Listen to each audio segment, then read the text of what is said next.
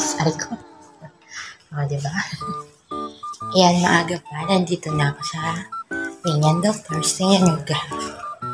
Morning mga ka-warriors. Ayan, wala pa kang tao-tao.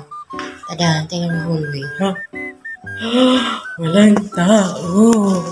So, papunta pa lang ako sa center na. Yung dialysis center dito sa Ringan Doctors ay nandun sa pinakadulo. Dito. Nasa right na pinakadulo. So, doon ako sa front door dumaan. Kasi bukas na.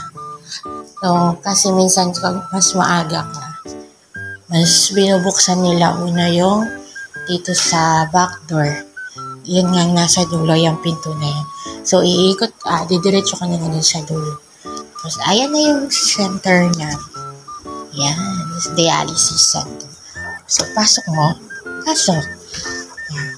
Tapos, magtitimbang ako doon. Yan, bye-bye. Ayan, nakakabit na po tayo at nakapwesto na sa ating trono.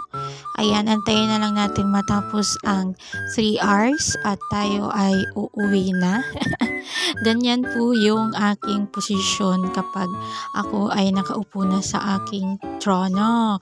Ganyan. O, kalma ka lang dyan ng 3 oras. Tapos, syempre, ayan, pag-uwi sakay tayo ng jeep kahit na medyo mahirap. Dahil nga po, kailangan nating magtipid.